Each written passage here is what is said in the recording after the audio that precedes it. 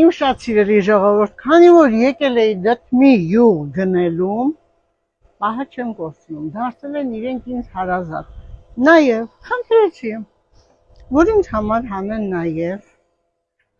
գետնախնձոր։ Գետնախնձորը գիտեք ինչքան առողջարար է, էլ չեմ ասում դդմի յուղը։ Մենք, սիրելի ժողովուրդ ջան, պահը չկորցնելու համար պետք է յուրաքանչյուրս օգտագործենք այն,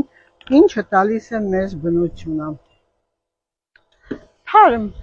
բազմիցս եմ ձեզ ասել, որ յուրաքանչյուր երկյուղը եւ դդմի յուղը պետք է անպայման խմենք թարմ վիճակով։ Տեսեք,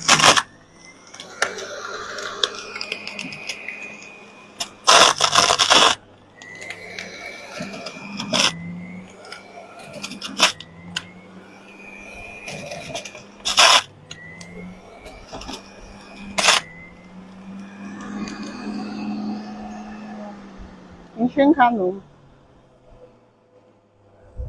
լցնում ենք բաժակը, դե բոլորը տիկներդ գիտեք, բաժակը լցնելուց հետո այ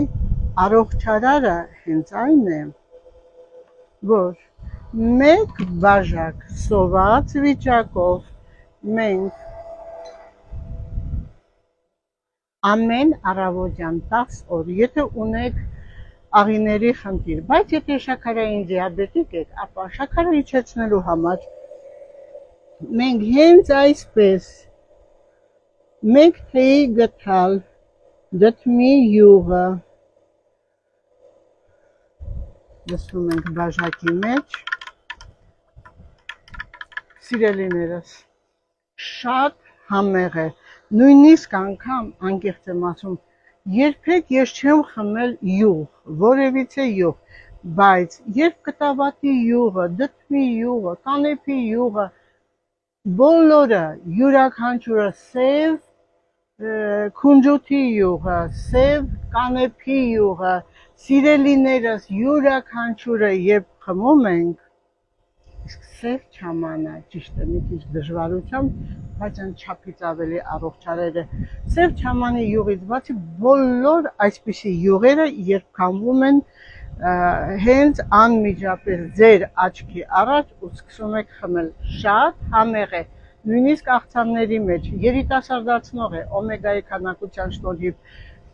այն կարգավորում է աղեստամոքսային տրակտի վիճակը, սիրելիներս, ուզում եմ, ասեմ չի օգնում միայն մահացածին, մնացածին, բոլորին օգնում է, իսկ գետնախնձորը շատ եմ խնդրում, կակրած հիմա ժամանակն է,